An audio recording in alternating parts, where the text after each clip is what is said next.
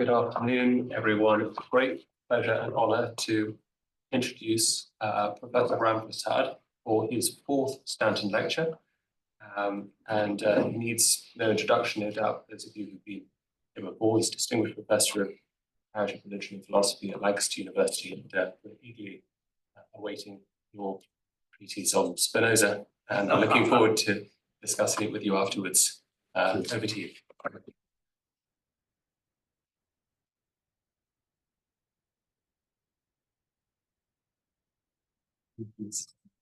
Those of you who have translated, those of you who stuck it out with me so far know the second part of each of my areas are highly tentative. They pick what to experts in that area might look like a fairly eccentric path. And of course, will probably raise more questions than they would provide answers. So, as I've been saying as we've been going along, my purpose in these talks is to look at one of the Sanskrit thinkers that I'm familiar with in greater or lesser measure, worked on, thought about for a long time. And on this question, broad question of what oneness might be, to, in a way, make a provocative comparison, a juxtaposition between one of them and a thinker from another tradition. So in the first pair, we had Shankara, followed by Chuang-Tzu. And there I juxtapose them as providing or offering very contrasting responses to a particular interpretation of oneness, which was a sense of feeling estranged from the world of diversity, the world encountered in experience. And each was almost impatient with the world and people around them for accepting and acting in this world in an unquestioning manner. And he suggested that there was a more profound relationship between the subject that looked at this world of plurality and that world itself. But whereas Shankara suggests through his reading of the sacred texts that the ultimate aim is for consciousness to, in a way, dissolve this world of plurality into itself, Chuang-Tzu goes the other way and suggests that the estrangement is overcome by acting in the world in such a way that one just participates in the Tao, the way, just as the world is, and not feel distance from it, as he suggests, rituals and rites and other forms of structured social conduct do. So in that sense, they went in opposite directions to what I diagnosed as a similar kind of problem of facing a plural world, but feeling that there is a deeper oneness behind it. Moving to the 11th century Kashmiri polymath Abhinava, I've been suggesting that with him and Spinoza, the way of oneness that they talk about in a somewhat similar way is what we nowadays call monism, which is the idea that there is one explanatory principle that suggests that the plurality that we have of subjects and objects is actually made up of one stuff rather than two. So the apparent fundamental ontological divide between my experience of the cup and the cup that is experienced is, they suggest, ultimately to be explained through some one principle which, in different ways, contains within it both I, the subject, who experiences the cup, and the cup that is experienced. With Abhinava, what you found was that this underlying principle, that stuff from which all diversity is made, is Shiva, God, who's also identified with consciousness. So he names the constituting stuff of reality, the one constituting stuff of reality, as consciousness. He has no time for the idea that somehow you can ontologically reduce objects to subjects, as idealists of both his time and later have suggested. Rather, he likes to keep the world in all its diversity. So he's not saying that there aren't stars and rocks and glasses, and they can be defined as objects made of material and having particular kinds of properties like hardness and shape and so forth. And there are individual human beings who have their own particular trajectories through the world, their own bodily constitution and so forth. Yet, he says, underneath all of that and making up all of this is this consciousness that, in a sense, makes up these forms of apparent materiality as well as of subjectivity. He also has a teleology to go with this analysis. He says that there is a need for the consciousness that contemplates the consciousness, the individual consciousness here, that contemplates this universal consciousness that constitutes the pluralistic world, to go through a series of ways of reasoning and clarification of its own assumptions about this world, such that it is able to overcome the misunderstanding, not merely in an intellectual way as with reading his work, but rather to find in consciousness itself the awareness of its universality. So there's a particular transformative teleology that informs Abhinava's claim that the world, the plural world of subjects and objects, is nevertheless underlyingly consciousness. Now, I'm going to suggest that in a way, Spinoza, as I read him in a much less sort of wide-ranging way, in a very particular way, Spinoza strikes me as saying something like that.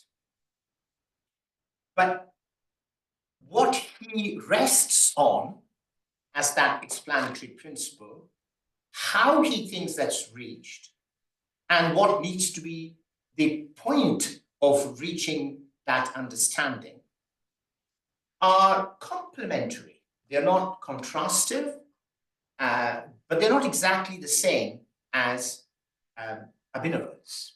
And I'm going to try and explore how this is so. So I'm going to go through the same kinds of ideas that in my reading I detect in Spinoza that have these resonances. But the language, the mechanics, and the purposes to which he puts them are somewhat different. And I hope that at the end, we can see what I mean by saying that these are complementary. And I must sort of emphasize that it's a particular reading of Spinoza, which might leave other people with other readings unhappy for two opposite reasons. Those who might think that I'm taking Spinoza's commitment to God and a particular kind of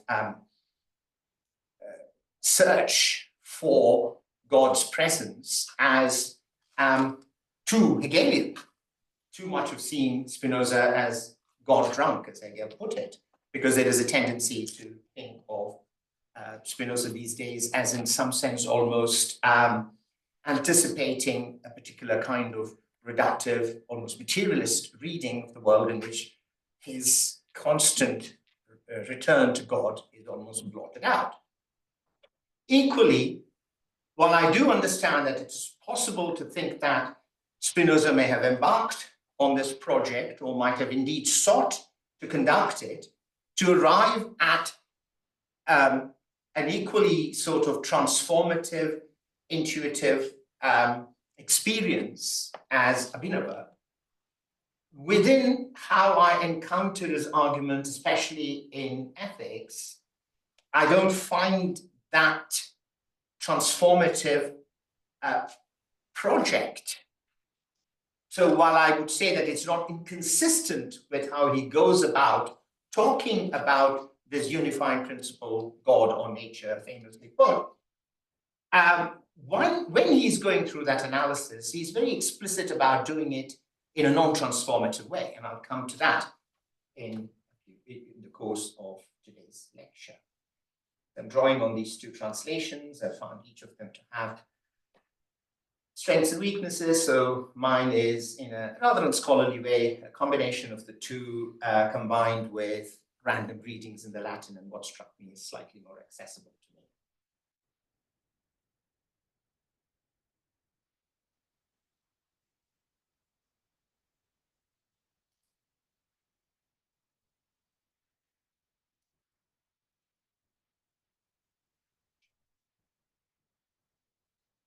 So when we saw Abhinava very quickly and repeatedly identify God as the one explanatory principle and then call it consciousness somewhere, we have Spinoza famously talking about God as substance. A being consisting in infinite attributes, whereof each is infinite or supremely perfect after its kind. By God, we mean a being supremely perfect and absolutely infinite. So this idea of perfection, of infinitude, of being supremely so, is again something we encountered in Abhinava's description of Shiva. Most of the time I'm going to be referring to ethics, and in the standard manner, E1, E2 means first book or second book of ethics, and then D is definition, and then you'll have P for propositions, and then you'll have S for scholia, standard. Okay. By God, I understand a being absolutely infinite, a substance consisting of an infinity of attributes, of which each one expresses an eternal and infinite essence. So this is a kind of move, the definition 6, so it's quite early at the start of ethics. He wants to contain a lot of different ideas here. God is not only absolute and infinite, it's a repetitive theme, but also of having an infinite essence. And in this, he draws on, as we will see in greater detail later on, the idea of a substance as what is in itself and is conceived through itself. From this reading of substance, he says, in fact, there is only one substance, and that is God, because only God is God in himself and can be conceived only through God.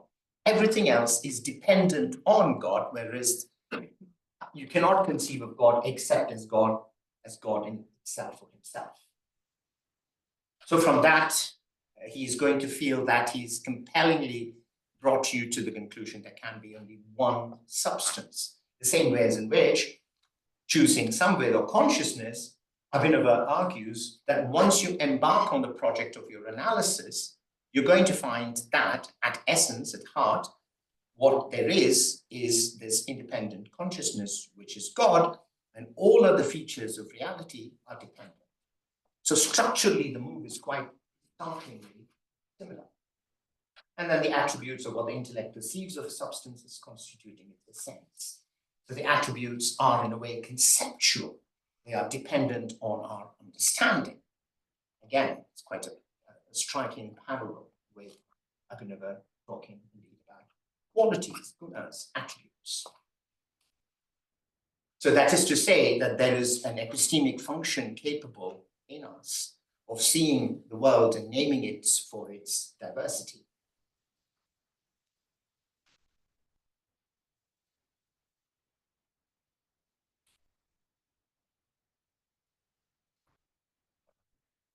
Now I want to turn to this powerful idea in Spinoza, which has been the cause of much intellectual grief since he wrote it.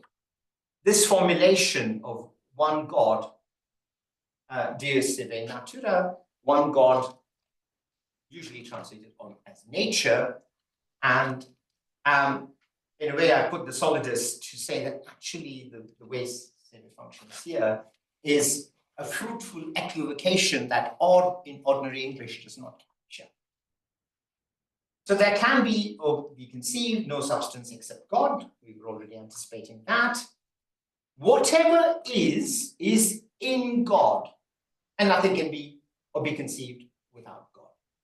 So this is what we might call the maximal monist statement. Whatever is in God. That note what exactly we mean by in, as we saw with Abhinava when he talks about the world being constituted by God's consciousness, we end up with perhaps an unclarity that says everything really turns on what that in is. But at the same time, we also get the general direction of where this monism is taking us. That is to say, you're not going to be able to assert anything else, any other fact or entity that can be affirmed independently of God. That is the sense in which whatever the entity is that you're talking about, you cannot even articulate what it is. You cannot conceive of it except through God. Now, in effect, it is remarkable actually that given how much we talk about this idea of Deus sive natura, this idea of God or nature actually occurs relatively late. That in that formulation, in other places, there is a greater distance between God and nature to which we will return.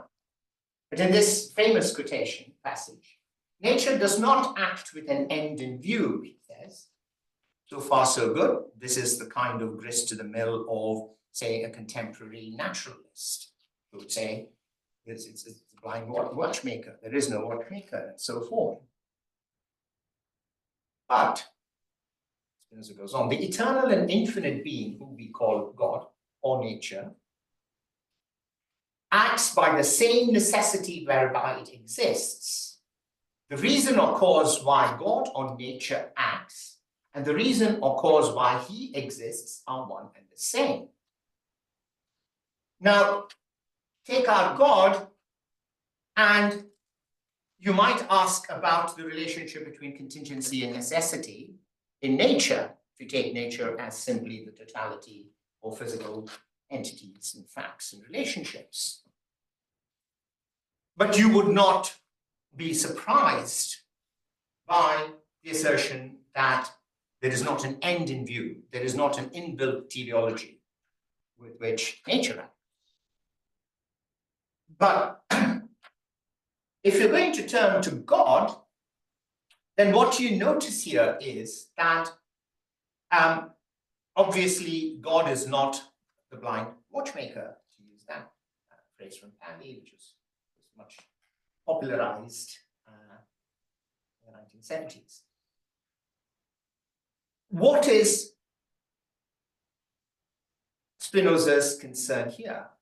His concern is to interpret God as acting in necessity. So his primary concern here is not that very almost casual identification of God or nature, but rather to say that there is a necessity to how nature is that is given by God. Because otherwise, as he argues elsewhere and we'll come to later, then God wouldn't be God. So his primary concern here is something else entirely. It is about the necessity of God, to which we will return. But it is interesting here that this identification between God and nature, or say God or nature are just synonyms, is clearly under-argued here. And yet, as we saw with Abhinava talking about the world, there is a need for the monist to talk about the world as a whole, because he's not being an illusionist, he's not denying it, he's not even being an idealist and trying to somehow assimilate the world into into the subject's perception of it and so forth.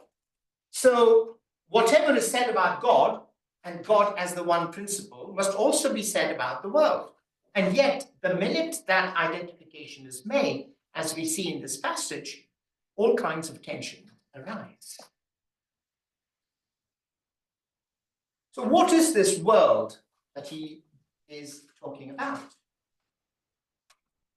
God is the proximate cause of those things that are infinite and immutable, and which we say he has created immediately. I use that, these two passages from the short read. Turning now to those modes or creatures which immediately depend on or have been created by God, we say then that these have been from all eternity, so there's necessity to them, and will remain into all eternity immutable.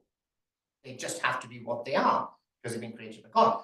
A work truly as great as the greatness of the workman. At which point you want to say, hang on a minute, I thought you said God or nature. So by that, you have to say work or workman, which of course sounds silly. What is going on here?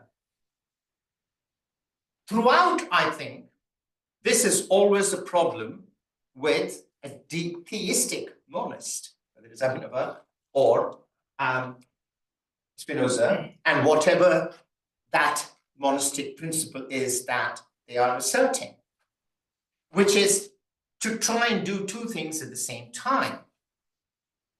On the one hand, the world, as seen in relation to God, is not God, is from God, in God, by God.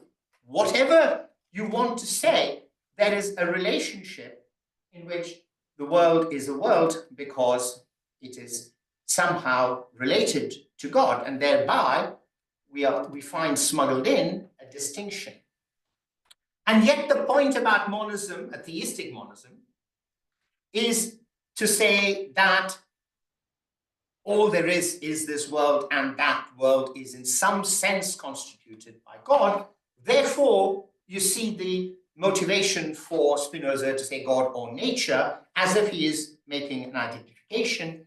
And at other places, when he's concentrating on the plural world of objects and subjects, he wants to say that their structure, their immutability comes from something to do with God, thereby smuggling in precisely that distinction between the work and the workman that by the logic of his monism, he should not have. And again, the point I'm making here is not so much to give a deeper analysis of Spinoza as to point out that he is facing exactly the same challenge as we saw Abhinava face. On the one hand, wanting to find Shiva in everything and say that all of this is consciousness, and at the same time to also say this is a world which is dependent on Shiva, and the world is not ultimately Shiva, because Shiva as God is independent. Otherwise, there is no distinction between self and world, between God and world. So is there a distinction or is there not a distinction? A monist of whatever sort who is not a theist does not face that challenge, whatever other challenges he might face. But the one who reaches for oneness through God is going to face this challenge.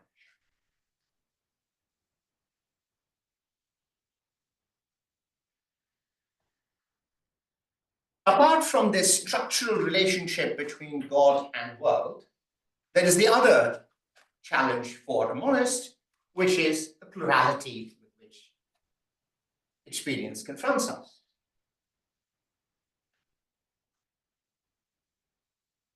And the plurality that confronts us is of a world in which things are distinguishable, they seem to have particular spatiotemporal features, and so on. In other words, extension, in a way in which thought does not have extension. And Spinoza is deliberately picking up from Descartes, and indeed says he expresses better than Descartes himself does, the relationship between extension and thought as the two categories that are found in experience. So he argues in Letter to Orpheus, since God's nature does not consist in one definite kind of being, and in being which is absolutely indeterminate, his nature also demands that all which perfectly explicit being, otherwise his nature would be determinate and deficient. So these are determinate. They come and they're deficient in the sense that I can drop it and it'll break and it'll cease to be a glass. Obviously, God cannot be, even if these are somehow in God. That being so, it follows that there can be only one being, God, which exists by its own force, which is independent in Abhinava's formulation. For if, let us say, we suppose that extension involves existence, to say the thing that we see here, which has a spatio-temporal features to mark it, is actually existent in its own right. For if, let us say, we suppose that extension involves existence, it must needs be eternal and indeterminate, not, and express absolutely no imperfection, but only perfection. And so extension will pertain to God, or will be something that expresses God's nature in some way. For God is a being, or indeed God is being, which is indeterminate in essence and omnipotent absolutely, and not merely in a particular respect, for example, in creating these things.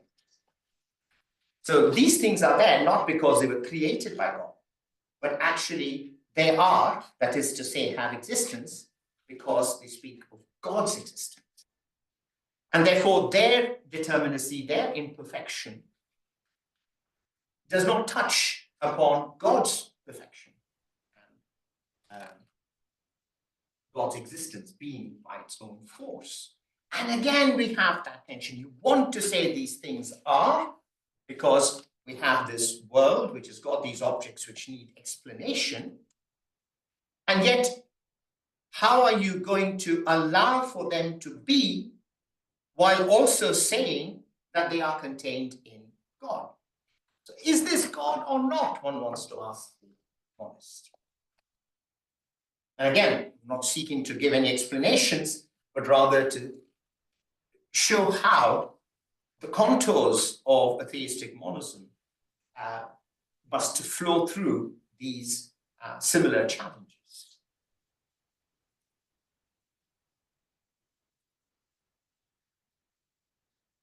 No idea how much trouble I'm having just getting this stool.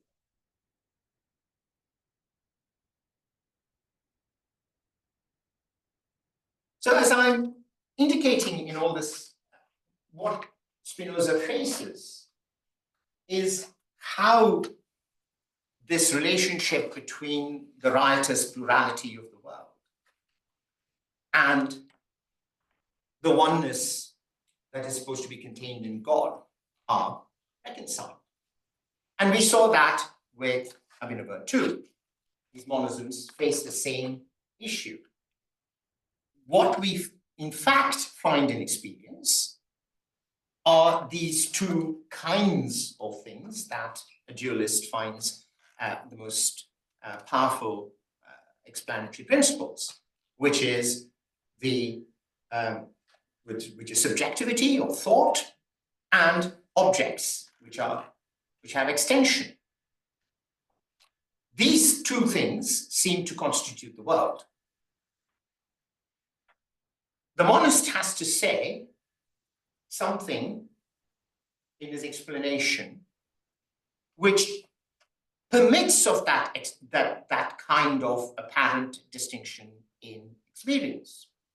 And yet he has to say that read properly, these features of apparent dualism, in fact, are only features of the one underlying principle from which all of this plurality comes, or is contained in, or is dependent on, and so forth.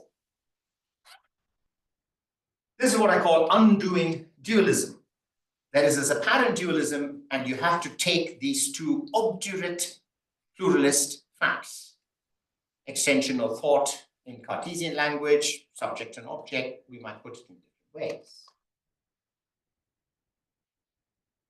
Spinoza does it through the idea of extensions and modes. So he says, first of all, we have this, we've already encountered, a substance is prior in nature to its affections. That is to say, the modes through which it's expressed. We know that already, there is only one substance. So it's not that he's giving a general definition of substances. So this is not a substance in itself different from another substance. There is only one substance. Because only God as substance is prior to all its affections. Now, what about all of us? It seems as if we are, in fact, extended substances. And extended substances have modes of extension. And as human beings, as subjects, we're also thinking beings. We have thinking substances with modes of thinking, that is to say, particular thoughts. All of this, Spinoza says, an extended thing and a thinking thing, all of us, are either attributes of God or affections of God's attributes. That is to say, as substances, either thinking or extended, we are attributes of God. As modes, we are affections of God's attributes. So what he is saying is, look, here is a pathway of defining God. That is to say, through the notions of extension and mode, through substance and thinking, in which we, Spinoza, the Spinozoist, is able to contain in one, I say, that is to say, a monistic principle, all this plurality. The plurality by which there seem to be extensions, as well as thoughts. The thinking being as well as its own thoughts. Extensions as well as their attributes. All of that constitutive plurality is in fact not constitutive of reality at all. They are all simply attributes of God or affections of God's attributes. Attributes are what the intellect perceives of as a substance, to just remind ourselves, as constituting its essence, and modes are the affections of a substance or that which is in another through which it is also conceived. It's a very clumsy formulation, but what he's trying to get at is, look, there might be an apparent relationship of dependence between the thinking substance and its thoughts, or between an extended object and its attributes, say, of hardness or transparency. But in a way, don't be fooled by that. That dependence is secondary, because when you trace it back, all the attributes are simply affections of God's attributes.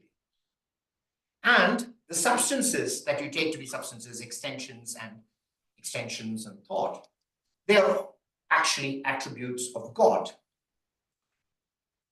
So there is some sense in which who we take ourselves to be is a misunderstanding, because we are, if we thought of ourselves as independent beings, as somehow constituted by our thoughts and our bodies, we are wrong. We misunderstand the nature of reality. Because if you keep on peeling away those layers of ontology, what you have are only God, God's attributes and affections of God's attributes. And again, what he's trying to do is hold together what seems to be this constitutive plurality of the world, and yet at the same time saying that if you trace back all these different features, they go back to just one thing. That's God. And we saw that again in his own language. Abhinava was trying to do the same thing.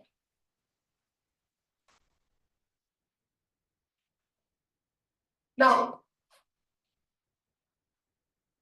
I want to talk a little bit about God's necessity, which was Spinoza's concern. Primarily because I'm intrigued by how the logic of his monism here goes in a different path to Abhinava's. So Spinoza says, but I also want to talk along the way about that tension between God and nature that I've already commented on. The two things are going on here that I want to bring your attention to, draw your attention to. Things could have been produced by God in no other ways and in no other order than they have been produced. It goes on. If God's decrees had been different from what he has in fact decreed regarding nature and her order, so God decrees on nature, therefore it's not God or nature. That is, if he had willed and conceived differently concerning nature, he would necessarily have had a different intellect and will then, than which he has now, which he now has. All things depend on the power of God. For things to be otherwise than they are, God's will too will necessarily have to be different. But God's will cannot be different. And I find this very interesting and compelling here in the context in which Spinoza is articulating the notion of God. Where we saw Abhinava head down towards talking about how the world arises from, is a manifestation of the light of God, that is to take consciousness, and therefore completely dependent. He felt compelled to contrast the dependence of that world with the independence of God. And the independence of God therefore meant that in fact, the world could be different than it could have been. Indian thought normally does not use modal thinking. But it is clear that for Abhinava, God's independence requires, for example, there need not even have been a world. Whereas for Spinoza, these two things are complementary. For the world to be what it is, and to depend on God in the sense we have already seen, which is to say, to make all things either attributes of God or the affections of God's attributes, that's dependence. But that dependence, and I think you brought that up earlier, means, in the last discussion we had, that means that as the world is locked in dependence into God, God could not be otherwise than the world is. So in that sense, we might say that although he could say that all things depend on the power of God, his God is not independent of the way things are. And that's a price Spinoza is willing to pay. So we're already beginning to see that there are these powerful parallels and similarities of challenges to Abhinava and Spinoza, but we also see that they're coming from different places. We have already encountered this decisive point of difference, that Abhinava's commitment to the God that he's then trying to find, through whom he's trying to explain the world, is a God that must be found to be independent. Whereas for Spinoza, this commitment to trying to explain God as nature and through nature, although we've seen frequently that identification phrase, requires him to bundle God's nature into his description of nature. It's because the context in which I think Spinoza is working drives him to take his project to be what I call non-transformative. Whereas Abhinava thought there was no point in trying to explain the world as modes of consciousness without consciousness itself having to be transformed to reflect. For Spinoza, working in the context of early modernity, this is a project of explanation. Why he says, I should treat the nature and power of the effects and the power of the mind over them by the same method by which, in the preceding past, I treated God and the mind, and I should consider human actions and appetites just as if it were a question of lines, planes, and bodies. So I'm not here talking about the relationship between the third, book 3 and book 1, which is about power of the mind and human mind. God. I'm just wanting you to think about this second part. I should consider human actions and appetites just as if it were a question of lines, planes, and body. So his idea is that his entire explanation is one of systematic argument. He's doing this through, in a Euclidean way, by offering definitions and axioms and proofs, working methodically through a way of thinking, just for the sake of that clarification. Now you're going to, perhaps those of you cast your mind back to what I was saying on Thursday, and say, well, hang on, wasn't Abhinava also talking about reasoning on the real? And I'll return to it at the end and say how he locates that form of reasoning is somewhat different, in fact, quite radically different from what Spinoza is doing, when he claims that all of this project of his is to talk about it just as if it were a geometry, lines, planes, and bodies. Now, having pushed apart the two of them and their project, I want to bring back again something that is quite directly comparable. You saw how Abhinava, again, has this sort of contradictory feeling that most revisionary metaphysicians have. On the one hand, you say, look, if you just think about it, everybody must agree that things are not how they seem. This must be clear to people. There are things you know, and you just work from the things you know, and you will see that what I'm saying is right. And then they step back and think, but on the other hand, people are just getting it catastrophically wrong. That's why I'm having to write and teach all of this stuff. So you pull and say, on the one hand, this must be self-evident. On the other hand, sadly, people misunderstand it. And you have that very clearly with Spinoza.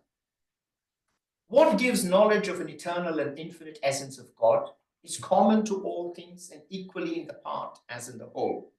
So if the world is in some sense constituted by God, indeed, if nature is another way of thinking about God, then given that all of these things, whether they are individual objects like microphones and cups, glasses, but also things as a whole, are within the compass of our sensible reasoning. But given that it's all part of God, there must be some way in which God is accessible.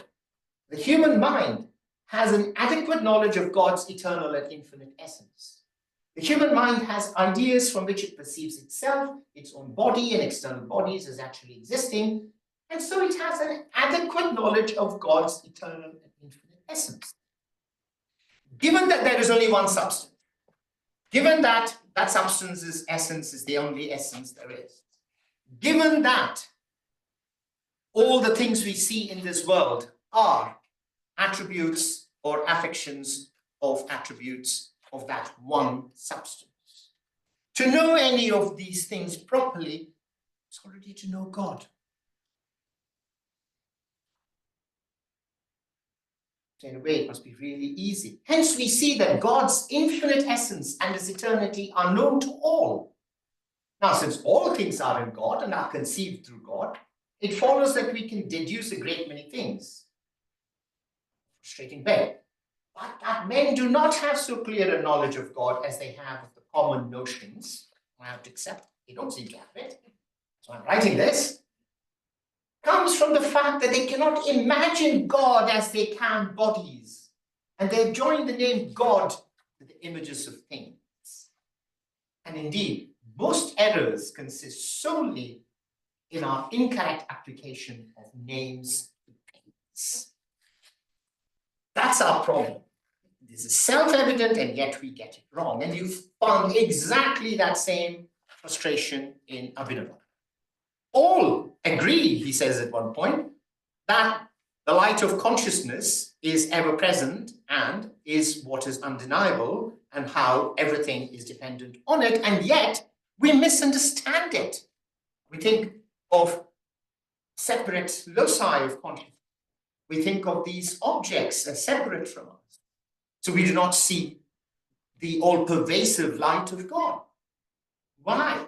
It's because we make this error in thinking of our own, of having independent agency of our own, not understanding that agency cannot be defined except as the dynamic consciousness of God. We take these things to be these things because we give them these ontological categories, things like hardness and qualities and so forth, without understanding that we misapply those names because none of that could exist were they not simply the light of God's consciousness. So again, with Spinoza, we see the same sort of switching between, if you only thought about it, clear, and I've explained to you why it is clear, and yet you do not see it. So what I found when I was sort of rereading Spinoza, as I said, I encountered him a long time ago in learning Western philosophy, but when I hadn't actually studied Abhinava at all. I came to him only after I had been reading Abhinava in recent years. And what I therefore found was this kind of complex pattern in which I felt them sometimes to be having the same kind of urge, the same kind of direction of travel, the same kind of frustrations, and yet there was also underneath it rather different ways of defining their task. So I want to end with kind of making those, juxtaposing what I've been arguing with about them, and ending with why I say that there is a complementarity to how I read the two of them. Not the contrast that we saw with Shankara and Johnson, not the comparison we are going to see with Ramanuja and Ibn Arabi.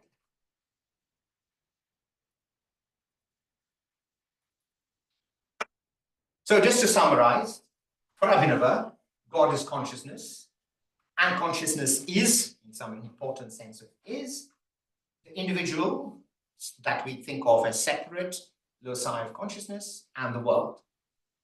For Spinoza, the identification explicitly is God, of God is with substance, both of extension and thought, just as we think in Abhinava's world of subjectivity and object, of that which is conscious, the agent of consciousness and the object. Here we have extension of thought. And world and individuals are modes of these.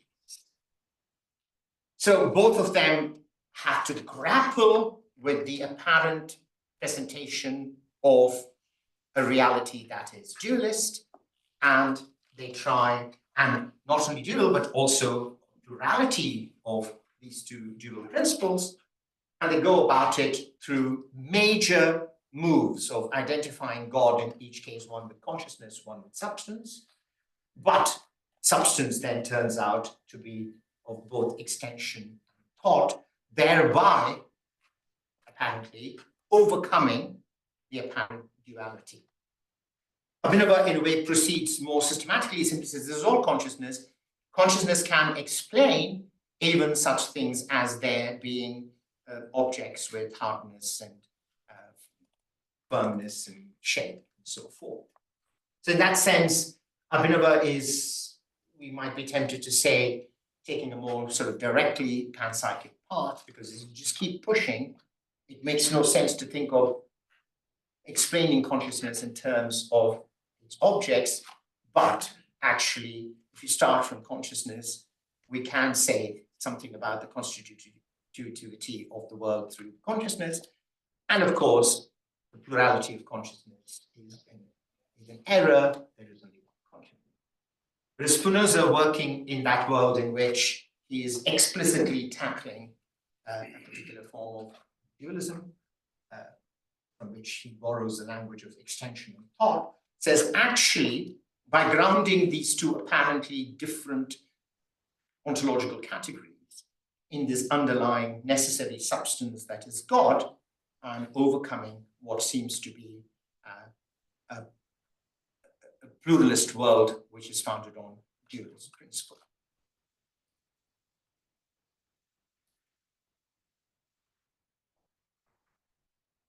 So how to keep this oneness without denying, in some sense, the reality of the plural? Because as I was saying, of course, neither of them is interested in explaining the world as some kind of a cosmic illusion, or indeed as essentially perceived and so forth. For Abhinava, the assertion that there is only one reality, God consciousness, raises questions about both individual subjects of consciousness, there aren't any, and individual objects, the world. They are, in fact, also consciousness. He denies reducing the world of individual objects, subjects and objects to consciousness. He asserts simultaneously that there is a world of things and individual things and individual subjects, and that they are all really constituted by God consciousness. And the challenge that faces him is a monism of consciousness able to explain plurality and apparently non-subjective objects. As I said, it would be mistaken to go down the route of saying, so is this glass conscious in some way? That would be sort of a categorical error from Abhinava's point of view. But nevertheless, I think there is a larger program of saying, what is the way in which the one consciousness as an explanatory principle overcomes the plurality that we find in experience. For Spinoza, the assertion that there is only one reality, God, substance, nature, raises the question of in what sense the Cartesian categories he draws on, extension and thought, are one. So one way of reading him is to say that the plurality of all the plural attributes of God, seen in the individual subjects and objects of the world, are less real or outright unreal, as some interpretations have had it, while there is only one real God. Just as Kashmiri Shaivism school, to which Abhinava belongs, has sometimes was accused by its realist opponents as, in effect, denying the reality of the world in some sense, some important sense of real. Nevertheless, Spinoza himself asserts the plurality of the world within monism through the language of modes. Is there one mode or are there many? Say in the case of the human individual, whose extension is body, whose thought is mind. So we could say, the thing is that through all his explanations, Abhinava tries to move beyond this given, the apparent givenness of body and consciousness, almost through fiat. Now, we don't have in the classical Indian systems the kind of methodological dualism that we see in a way inaugurated by Descartes in the West. What that means, however, is that that problem is not explicitly confronted by Abhinava. He just keeps pushing at this idea that you cannot explain consciousness through objects, but objects can be explained through the light of consciousness. Once you've got there, then you're going to say, well, what is the reality of individual loci of consciousness, from which the step is then taken to the oneness of consciousness that is God. However, once the question of dualism has been articulated, and this is an open question, is that an advance in humanity's capacity for analytic thinking, or is that a dead end? That the achievement of articulating dualism and the responses that have gone into facing it, have they helped or hindered how we think about consciousness? That's an open question, of course, we're still arguing about that. But nevertheless, Spinoza was working in the historical context in which he was. This question had been articulated, so he had to find an explicit way to tackle this idea of extension and thought, which he did, which he thought he'd done, through the notion of modes.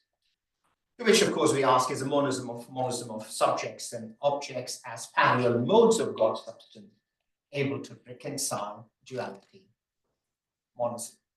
So the point of pressure, I think, in each of them falls in slightly different places, and yet there are some similarities as to how they get themselves to that.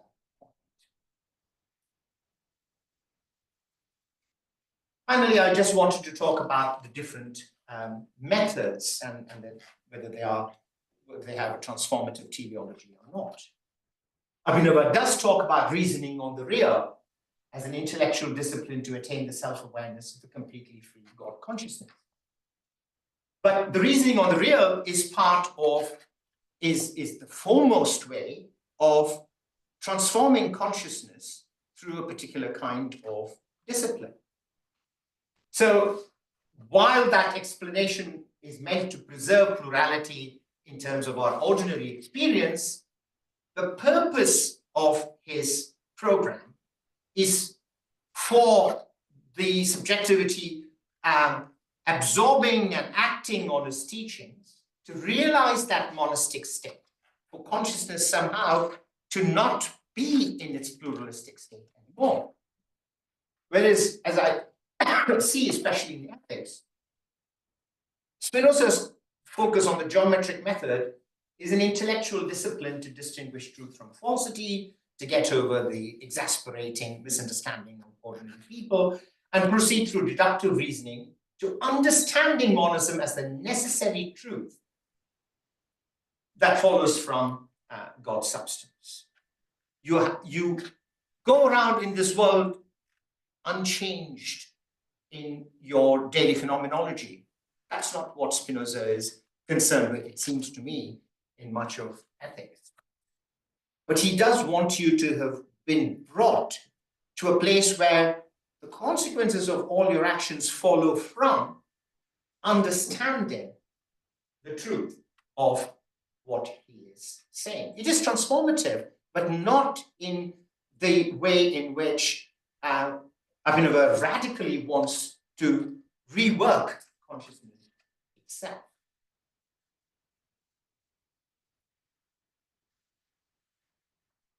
So for Abhinava, seeing God to be us and the world is how we go from pluralism experienced to monism realized. There is a place for reasoning in removing misunderstanding about plurality, but it's that transformation of consciousness that's the telos of this project. Spinoza, seeing the coherence of nature and us in it, is how we go from pluralism experienced unquestioningly to monism logically proven. Then that leaves open the question, and I know that there are people who think that there is a place for intuitive experience about erroneous belief in plurality. Perhaps an intuitive experience that, like Abhinava says, sets him forth on that path. Perhaps for Spinoza, that was how he got on to his project. Or it may be that he intends for that logical proof to be transformative in some other way.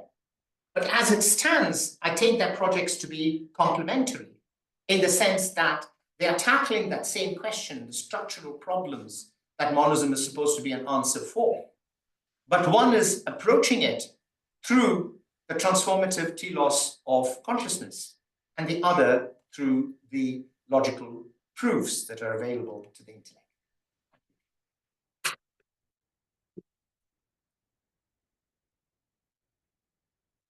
Professor Prasad, thank you so much for that riveting lecture. Lots of questions, I imagine, bubbling to the surface. Yes, Professor Langton. We're just going to... we okay on the recording?